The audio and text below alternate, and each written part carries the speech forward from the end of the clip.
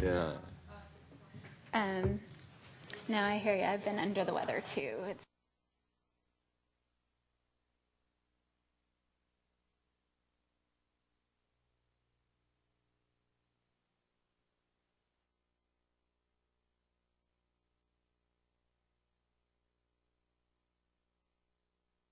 Welcome you to the Tuesday, September 6th San Carlos Planning Commission meeting. If you please stand for the Pledge of Allegiance. Of flag of the United States of America and to the republic for which it stands, one nation, under God, indivisible, with liberty and justice for all. Thank you. Can I have a roll call, please? Commissioner Harper Pedersen. Present. Commissioner Gutierrez. Present. Commissioner Bradley. Present. Vice Chair Silberman. Present. Chair Bergman. Present. Next on the agenda is public comment. Public comment is limited to items not on the agenda. The commission may briefly respond to statements made or questions posed as allowed by the Brown Act. However, the commission's general policy is to refer items to staff for attention or have a matter placed on a future commission agenda for a more comprehensive action report. Is there anyone here that wishes to speak to anything that's not on the agenda?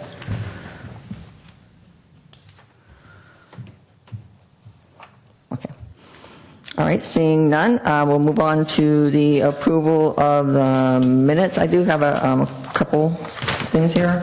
I've got a couple as well. On item B, on 716 Laurel, it says that Chair Bergen clarified that nighttime visibility was a concern. I said that it was a concern, but that there were going to be lighting that was going to address that as part of what we discussed in that committee meeting. And through the chair, if I can, maybe you can help staff by letting us know. I'm sorry, which page is this? I'm sorry, it's on Page 3. page 3. Page 3. It's down toward the bottom. Oh, your comment about the, I'm sorry, can you restate the correction? Yeah, I said that we thought it was a concern when we discussed it in committee, but that they were going to address it by putting special lighting up. So I think the concern was mitigated by the lighting that was going to be put up. Okay. And then the next one is that we thought that it appeared closed off, but we didn't think it to the extent that we shouldn't. This is talking about the subcommittee that we should disapprove it. We didn't think the impact was that great that it would require that we wouldn't approve it. Oh. Yeah, I said it looked closed off, but yeah, I guess you did too. Okay. And for that item, I recused myself, so I was not there. Just want to make sure that's reflected in the minutes. Did we put words in your mouth? Did we attribute some comments No. to you? Not, Tell you to usually that next do, time but you no. recuse yourself. Staff can reflect that in the minutes. Chair Gutierrez. Thank you. Move approval with those changes. Second. Roll call, please. Commissioner Harper Pedersen? Yes. Commissioner Gutierrez? Yes. Commissioner Bradley? Yes. Vice Chair Silberman? Yes. And Chair Bergman. Yes. Okay, next on the agenda is the public hearing. The procedures for the public hearing are the staff will present a report on the history, physical features, etc., on the application, followed with the staff's recommendation. The applicant will make a presentation. Thereafter, interested members of the community may speak on the proposal. When all interested parties have had an opportunity to be heard, the hearing will be closed and no further discussions from the floor can be held. The commission will then consider the evidence and discussion from the floor, consider the evidence and make its recommendation. If you challenge a public hearing item in court, you may be limited to raising only those issues you or someone else at the public hearing described in this notice, the public notice, or in written correspondence delivered to the city at or prior to the public hearing. Speakers should fill out a speaker form found by the door and hand it to the recording secretary prior to addressing the commission. The speaker should come up to the microphone to speak since the meeting is being recorded. This will assist staff in preparing the minutes. And the first item on the agenda is the 1001 Chestnut Street, APN 051-321-190. It says here, item to be continued to a future date. Do we need to make a motion for that, or we're just stating it for the record? If we can get a motion to continue it to a date certain, I believe the applicant is requesting this to be continued to September 19th, so it would be a date certain.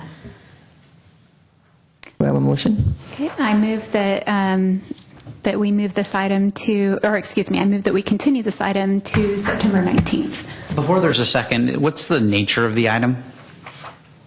This is Good question. This is an application for a modification to an existing wireless facility at Burton Park.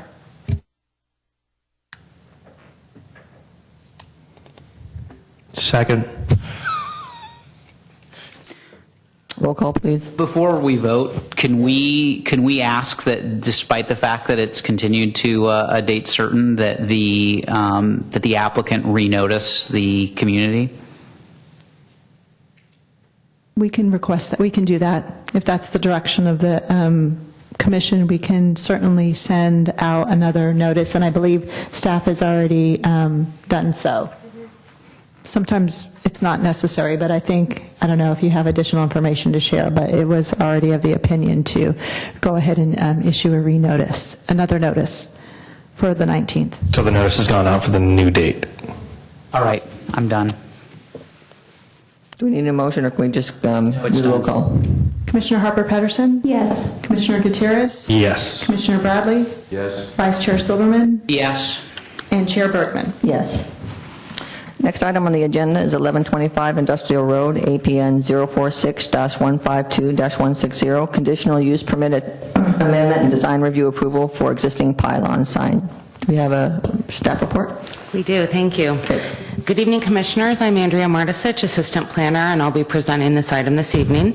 As you mentioned, the request this evening is for design review approval for 2 replacement panel signs on an existing pylon sign, as well as a request for an amendment to an existing conditional use permit for 1125 Industrial Road. The sign permit itself or the design review approval permit is for Satellite Healthcare, which is a dialysis center located on site. So this graphic shows the signage on site. The red signs indicate the wall signage that the Planning Commission approved at your meeting in July. The existing pylon sign is the one that is the focus of the hearing this evening, and that is near Highway 101. And then the existing monument sign down at the bottom of the screen was actually taken off of the meeting this evening. They will be moving forward in the future with an application that addresses more than Satellite Healthcare in terms of tenants, so 1 or 2 additional tenants on site, and that monument sign will be able to be reviewed at staff level versus the commission.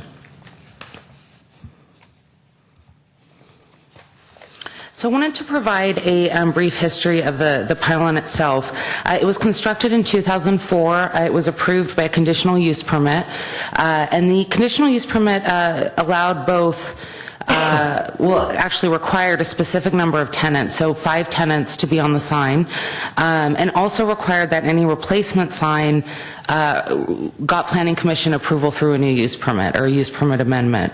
As part of that approval, a sign area bonus was also granted, and that was a provision in our previous code which allowed larger parcels that were on Highway 101 to have these larger signs, and in effect get additional bonus on top of what they're normally allowed based on their frontage. These provisions for both the larger sign and the bonus no longer exist under our current code, so this sign is considered a legal non-conforming sign. I was going to start with the design review, so just the panels themselves. So the applicant is requesting 2 panels, 1 on each side, for Satellite Healthcare. As you can see from the picture, they've already been installed. However, in order to remain, they need to receive approval, and they should have, of course, received approval prior to installation. The logo itself mimics the wall sign that was approved by the Planning Commission, so the same logo and colors. The sign will be internally lit, and the panels themselves are about 120 square feet on each side. One of the added conditions also talks about verifying the level of brightness, which is something that we would support because it's right on 101, so maintaining the safety along that corridor. So going to the use permit amendment, a couple of changes are proposed. The first, and I'm going to go over the major changes first. The first one is to not limit the number of tenants. So one thing that came up with this review and proposal is, as you can see, there's 4 tenants, or space for 4 tenants on this sign. Because there were not 5 as required by the use permit, their option was either to cut their sign in half or somehow redesign it to show space for 5 signs, even though there's not 5 tenants there. And as you can see, there's even one sign now that's blank. So that's something that staff expressed support of in terms of allowing flexibility for, varying number of signs depending on the tenants. If there's a lot of tenants, there could be, more signs. If there's not that many, there could be less. So that's one major change. The second major change that is being proposed is to remove the requirement that the Planning Commission review all replacement signage for the sign. If this were approved, then staff would review any replacement panels at staff level, having the ability, of course, to review anything up to Planning Commission if we felt that additional public review was required. And one additional condition that we added in is if there were in the future only one tenant proposed, so the entire sign is going to be one tenant, that would automatically have to be reviewed by the Planning Commission due to the size of the sign and the prominence and an amount of extra quote-unquote free signage that this business could get.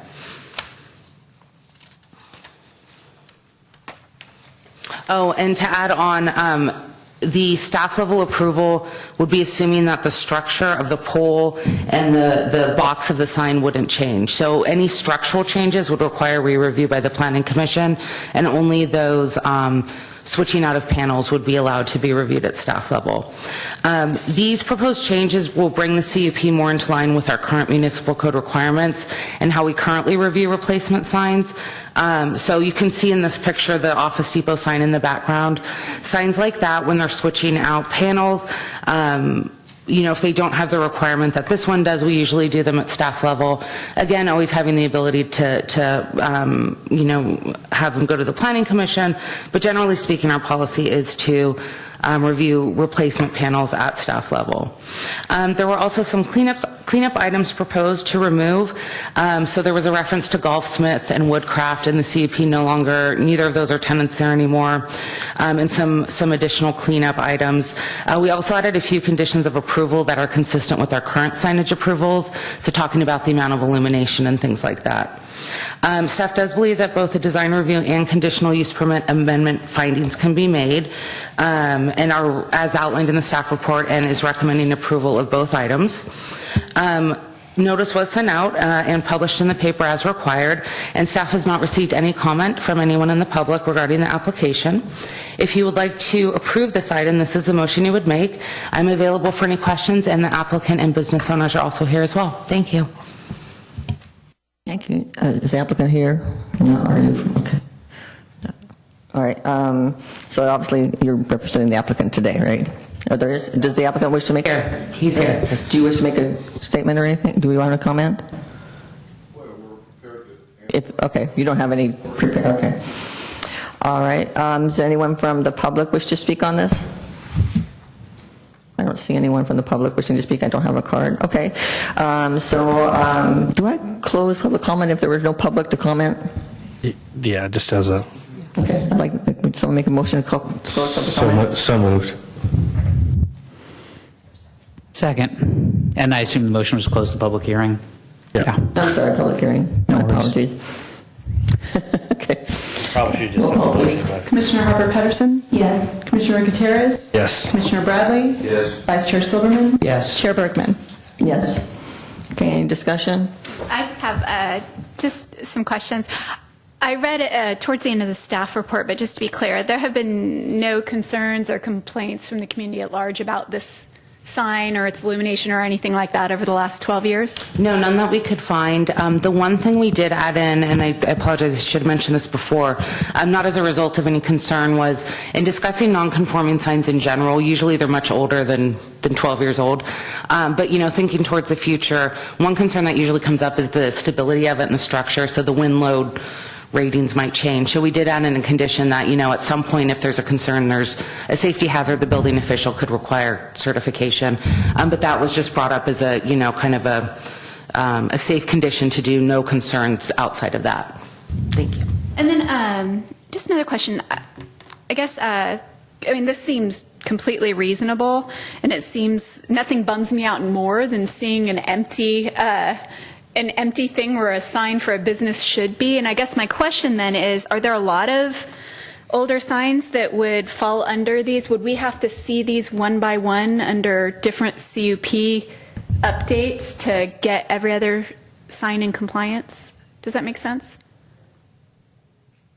If I'm understanding your correction, should there be any other signs within the city that have, space for an existing tenant where they're currently blank? We usually address those on a case-by-case basis when a new tenant comes in and is requesting to add additional signage, such as in this case. I don't believe we have anything in our sign ordinance that addresses empty spaces within pre-existing sign. Okay. Although that would Not a be bad idea, interesting actually, to address. Yeah, I think from I an just- aesthetic standpoint, I think is what I'm hearing you say. It seems like if there were a way to fast track it as opposed to having to have the tenant come every time there's a CUP discrepancy, it would be a nicer way to do it. But I didn't know if the mechanism existed or not.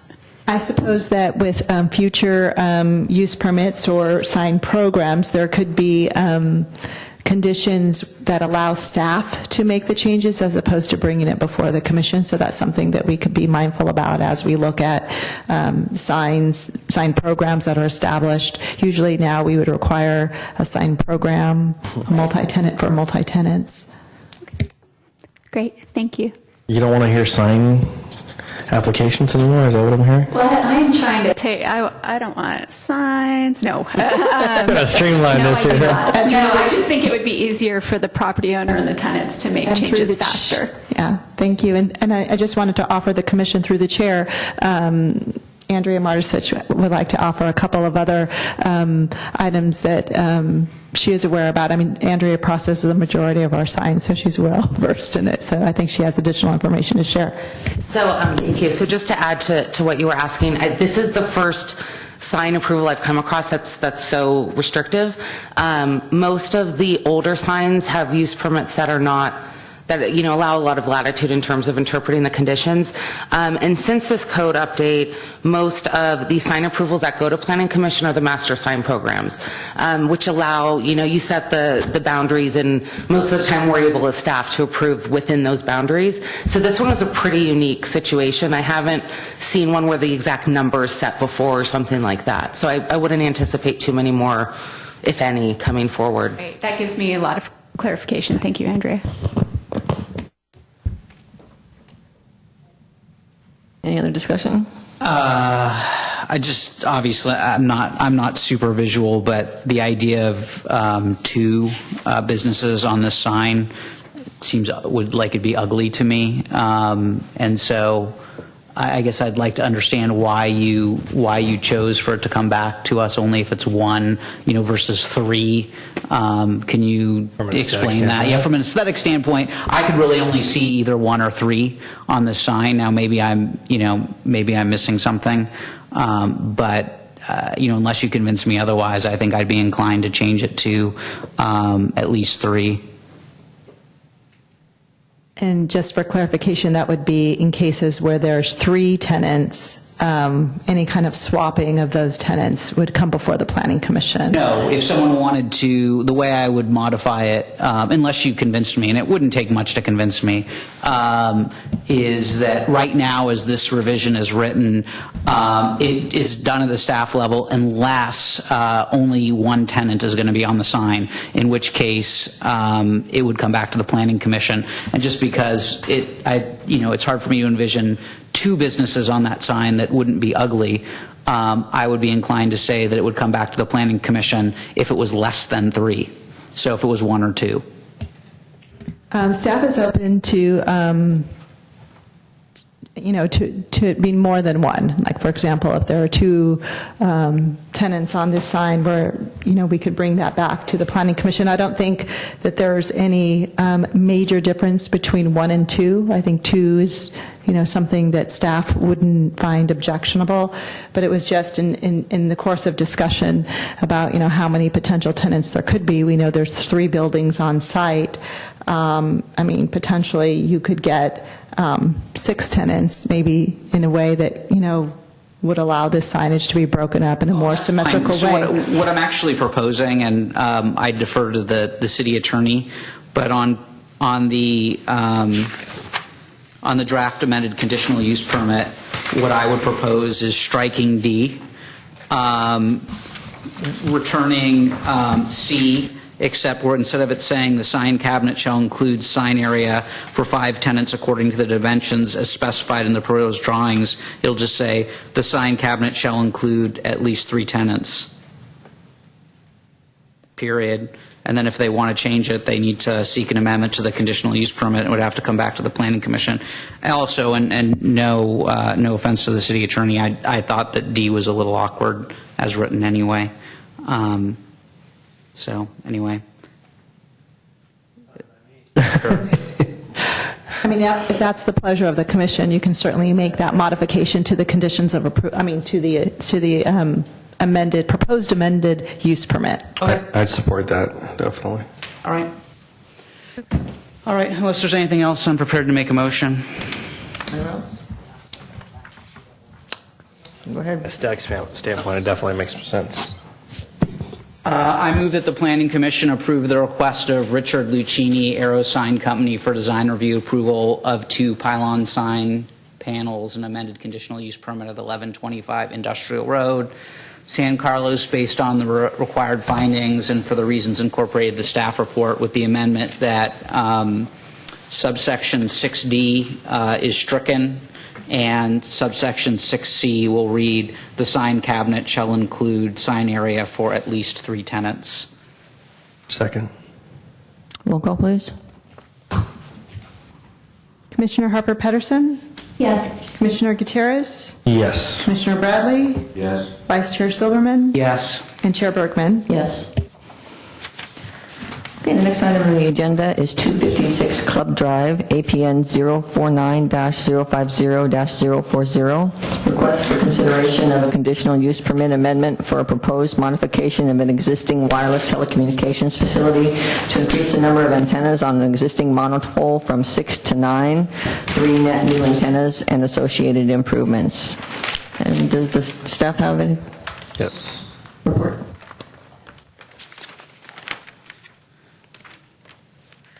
Why do you always get the, my question, why do you always get the cell towers? Do they like draw straws in straw. advance? And then they always give you the short, anyway, go ahead. Good evening, Commissioners. My name is Jill Lewis, and I'll present to you the request for a conditional use permit amendment to increase the number of T-Mobile antennas from 6 to 9 at a property owned by California Water Service at 256 Club Drive. The existing monopole at 256 Club Drive is screened by on-site trees. The T-Mobile equipment enclosure is not visible from the street. The monopole location is to the east of the existing water tank, and the equipment is located to the northwest of the tank. The zoning of the property is RS3, single-family low density. These types of installations within the residential districts are regulated under Chapter 18.24, wireless telecommunications facilities. Because the proposal involves the addition of 3 panel antennas to a property within 600 feet of a residential district, and because a previous conditional use permit has been issued for this site, conditional use permit amendment granted by the Planning Commission is required. Surrounding uses include residential properties and unincorporated land. So, some history about the project. In 2010, T-Mobile received approval to attach 6 new panel antennas to the existing monopole. This proposal consists of the addition of 3 new antennas to be installed, and all new antennas will be 8 feet tall, 3 new remote radio units will be added. 1 new ring mount to provide structural support for the new antennas, and the RF study shows full compliance with the FCC regulations for all carriers. In 2014, the FCC issued a report and order stating that wireless communications facilities that meet relevant criteria shall be granted by the approval body. The criterion that applies is modifications to the transmission equipment do not protrude from the edge of the tower by 20 feet or more than the width of the tower at the level where the transmission equipment modifications are being made. In this case, 20 feet would be the greater of the two measurements, since the tower is not, the monopole, is not increasing in width. So these are the existing versus proposed west elevations from the driveway looking toward the site. These are the existing and proposed east elevations looking toward Crestview Drive. There's a finding under Chapter 18.24. There's only one that applies here. The proposed antenna, a related facility operating alone and in conjunction with other wireless communications facilities, will comply with all applicable state and federal standards and requirements and will not be readily visible. The site is physically suitable for the use, since this is a modification of an existing co-located installation. The existing landscaping consists of tall and mature trees which effectively shield the monopole. The 3 new 8-foot tall antennas will be added in between the existing, projecting an additional 1 foot 8 inches above the existing, still well below the height of the existing monopole. Staff received no correspondence from property owners within a 300-foot radius, written or otherwise. I'm available for any questions you have for staff, and the applicant is also here if you have any questions for her. Any questions for staff? I do have a question, Jill. In the staff report, it mentions that T-Mobile is relying on existing landscaping to shield the monopole, and that there's a condition of approval that states that in the event that the landscaping is removed, that Cal Water gives permission to T-Mobile to replace the planting. I guess my question is, give permission, or is there a way we could require them to replace the planting? Because, of course, if the planting goes away on Cal Water's side, it becomes much more visible. Do you see the difference that I'm trying to say? Do we have the right, I guess, to require that they replant it if the shielding goes away? Perhaps that's a question for our city attorney. We would. What we would need to do, though, is we would need to defer back to what the landscape plan was at the time of the original approval. I haven't seen that, so I don't know if that exists or if that was comprehensive at the time of the initial approval. But basically, if the city basically made as a condition to the approval of the permit that certain landscaping be installed, that same landscaping has to continue to exist. So if that landscaping does not exist anymore, the city could take action to enforce the conditions of the permit and require that additional landscaping comparable with what was initially proposed and installed be reinstalled. Yeah, so we would have to check and see if that's, did you see that in 2010's report, Jesse? Yeah, so it's exactly what we did last time, I think, right? We went back to the original use permit, and that covered us because it did have in that use permit the planting that was in that use permit. So I think it's just specifically addressing it. We don't have, I mean, this was, do we have the old? It's right here. I'm looking at it. I guess I was confused because it looks like the planting is on Cal Water's property and not necessarily, and again, probably utilizing the existing landscaping, but not necessarily having required that they maintain it because it be on a different property. I don't want the plantings to go away and then us to have the same problem that we seem to have at the last antenna conversation. Clarification through the chair to answer your question, Commissioner Harper Pedersen. The structure and the whole wireless facility is all on one property, so it's the same property. Oh, it is? Okay. Yes. Just wanted to make that clear. Okay.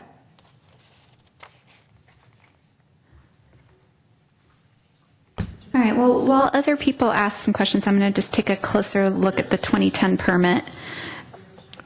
Any other questions for staff? Well, of course, I have another question, but you know me. Anyone else? Not right now. I don't know, I think, is the applicant, are you the applicant? I do have one more question on the 2010 conditional use permit. Of course, per most use permits, it requires them to do number 10 requires them to do a 45-day study, noise study or acoustical study. Did they do that, and were there any problems with that in 2010? So are you talking about condition number 10? From the original From CUP. 2010. Yeah. So that only applies to if they make any changes to the noise emitting equipment, which they are not. So back in 2010, they did not need to do a follow-up study? No. Okay.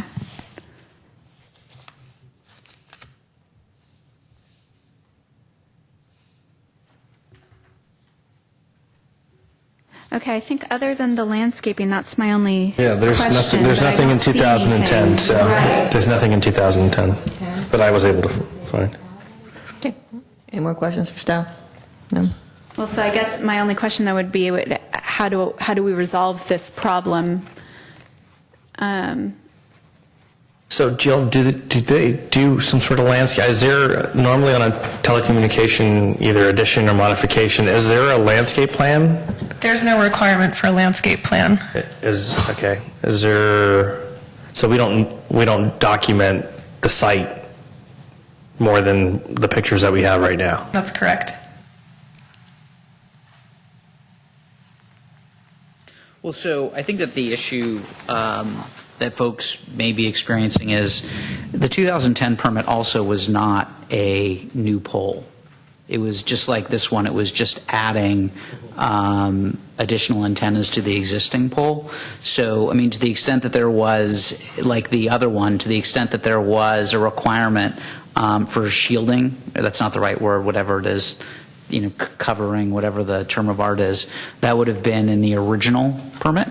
But I think that this is easily resolved simply by adding a condition that that this conditional use permit incorporates by reference, you know, any, you know, pre-existing requirement in a prior permit for what's the word I'm looking for? What is it called when you Shielding. or whatever, concealing the tower, and I think that's going to cover Blending. it. Yeah. So that's what I would suggest. Just for the record, and I feel like I always beat up on you, and it's not you personally.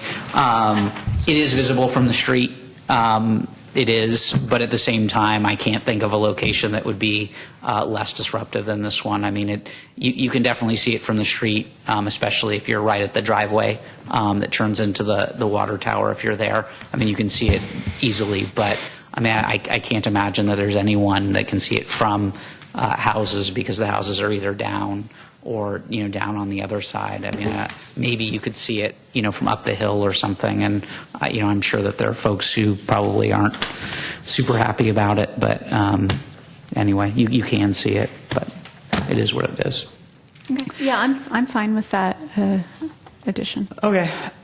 Any other discussion? I move that the planning... We didn't close the public hearing. So does the applicant wish to make any statement, or just here if we have questions? Okay, and you have the speaker card, correct? She doesn't want to come up. I can tell she may have watched the previous hearing where I talked to a previous applicant. Exactly, she researched your methods, so. And we've determined that there's absolutely nothing we can do other than approve this, so, you know, might as well get on the... Okay, as long as I just want to make sure she didn't have something to say, so if not, you want to make a motion to close the public hearing? I that's do. fine. Okay. I move to close the public hearing. Second that. Roll call, please. Commissioner Harper Pedersen? Yes. Commissioner Gutierrez? Yes. Commissioner Bradley? Yes. Vice Chair Silberman? Yes. And Chair Bergman? Yes. I also move that the Planning Commission approve T-Mobile's request for a conditional use permit amendment for installation of 3 new antennas with associated improvements at an existing facility at 256 Club Drive, APN 49-05-040. based on the required findings and for the reasons incorporated in the staff report and as conditioned in the conditional use permit, with an additional condition that this conditional use permit incorporate by reference any prior requirements that the operators shield the tower from view. Second. Roll call, please. Commissioner Harper Pedersen? Yes. Commissioner Gutierrez? Yes. Commissioner Bradley? Yes. Vice Chair Silverman? Yes. Chair Bergman? Yes. Okay, next item on the agenda are reports, correspondence, and general information. Are there any reports on recent city council elections? Yes, I would like to inform the Planning Commission that an application that was received earlier this year at 1348 Cedar Street, which was a proposal to subdivide an approximate 10,684 square foot lot into 2 lots, has been withdrawn by the applicant, and the applicant has requested a refund of fees in light of the current urgency ordinance or moratorium on lot splits, and the council granted the refund of fees. And I thought the commission would be interested to know that that application has been withdrawn. Flag lot? That was the flag lot. Okay. Great. Planning Commission comments or reports? Just one quick thing. So can we look at, this still haunts me for some reason, the ordinance, the emergency ordinance on, what did they classify it as, formula business, our only victim of that. Can we look at, if the city council is refunding monies to applicants, I think we should really refund her money as well. So I'd just make a suggestion on the record. The Expedia Travel Company. Expedia Travel Company. Yeah, I second that. And so, I mean, if we can, it still haunts me, because she is the only one, and under new rules, she wouldn't have qualified for that anyway, so I know that was the intent was there to do better, but I think, yeah, if we're refunding applicants on ordinances that we're doing, I think that definitely needs to be done. So is that just a comment to staff, or do we want to put that on the agenda, or what would our be next To make a steps? suggestion. That's not within our jurisdiction, frankly. It's a suggestion. I can suggest anything, actually, but... Yes, and the applicant would need to make a request to do, or anyone seeking a refund of fees, the process is that has to be reviewed and considered by the city council. So if that business owner is interested in doing that, staff would be able to facilitate that process with them. This will be reflected in the minutes, and I'd certainly be happy to pass that on to the director. This is not related to that subject. Formula business ordinance still exists, right? That's correct, and that should be coming back for further discussion. I can't recall the timing of that, but it will happen in the near future. And if you like, I can give you an update on that on the 19th as far as the timing of it. But I know that that's going to be going back before the council in the near future. Now, I was trying to understand Mr. Gutierrez's comment, and that's all. Okay, any correspondence? No. None this evening. Planning staff comments, reports, and updates of current projects? Yes. For your next meeting, which is September the 19th, as you know, by action of this meeting, 1001 Chestnut will return to the commission. It's another wireless facility, a modification of an existing wireless facility. We will also have on the agenda a proposal to amend a previously approved dirt haul route for 1525 San Carlos Avenue. This was a mixed-use project that was approved by the commission, and there has been discussion during the building permit phase about the dirt haul route.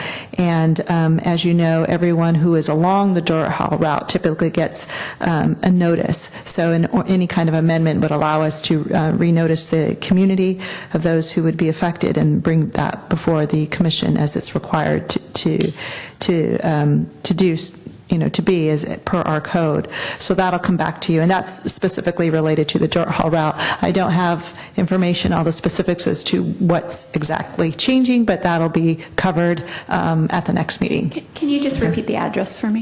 1525 San Carlos Avenue. That's one of those houses, right? Is that the corner one, or is Not that on the the corner, one? but is the one running- just north of that, on the same side of the street. And then, Commissioner Bergman, I know you will remember this. I believe this might have been your request and maybe former Commissioner Scott Marshall's request as well. But at some point in the past, the Commission had asked staff to bring forward a presentation on the below market rate ordinance, and we are prepared to do that at the next meeting. But in order to make sure we meet the Commission's expectations, if we can pause for a minute and just maybe go over some of the items that you were hoping that staff would cover. If I recall correctly, maybe it was just an overview and maybe a little bit about the fees that are collected. But questions about calculations. And what had been done with the fees, or what the plan, what possibly is going to be done with them, what's happening with all the fees that we're going to be collecting from? Well, that and like the in lieu fee, how is that calculated? That was one question. The amounts for BMR, what the housing limit sizes are. I don't know if it's HUD limits or what those are for low, moderate, and very low. the income levels? The income levels. What else do we? We seem to always have a question of whether we can make them put it in a project versus doing an in lieu fee. And so maybe some explanation around why we can't seem to make that happen. But I do know we were also then concerned with, or at least questioning, well, gosh, if we've got all this money somewhere, what are the plans for it? How about just a summary of what we can now do with the change of our DRC, redevelopment agencies and the state? That would probably be a good start. Okay, that's helpful. I just wanted to make sure that we understood what questions you had. That way we can make sure to provide responses to those when we return. One more thing, density bonus too. What additional density they can have with a BMR. Okay. That should cover the whole, I think, topic pretty much. It's basically everything. Yeah, basically everything. Just present on everything. Related. All right, good. All right, so it'll be Everything in the code, a please. comprehensive presentation. We imagine we're going to give a presentation rather than do a staff report. So hopefully that will work, and we can provide copies of the presentation as well. That will work. Okay, so I have a little bit more for this evening to share with you, and maybe what I'll do is I'll start with a handout. I think I have enough. 1, 2, 3. Yeah, there's one for each. As the Commission is aware, the Council has directed staff to work with the community on 2 topics. One is the issue of subdivisions within the single-family residential zoning district, and also the development standards for the construction of new single-family homes. So staff has been working internally and has decided to embark upon both of those efforts at the same time, although on 2 different tracks. We feel that the discussion of single-family lot splits is appropriate to discuss in the context of study sessions with the Planning Commission, and the discussion about development standards, because there are so many and varied, we would have a different process for that. So beginning with single-family lot splits, we are proposing to start the process, basically kick the conversation off on October the 17th. We have just created a new website that will be an information resource to the community. We have created a new e-notify link. We are going to utilize all of our social media outlets to do outreach with the community, Facebook, Twitter, Nextdoor, exactly.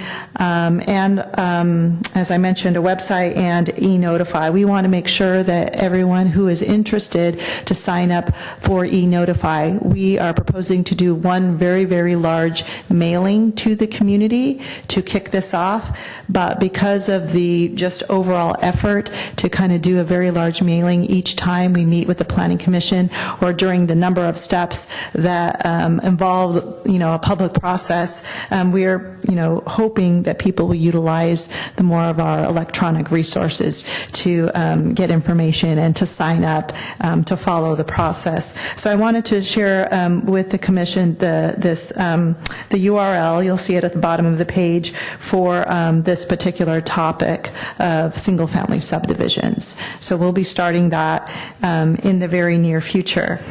I also wanted to share with the Planning Commission that on September the 12th, staff is going to the City Council requesting that the City Council form a new ad hoc subcommittee to assist staff in developing a process, basically serve as a sounding board for the process that will be developed to engage the community in having a discussion about our single-family development standards.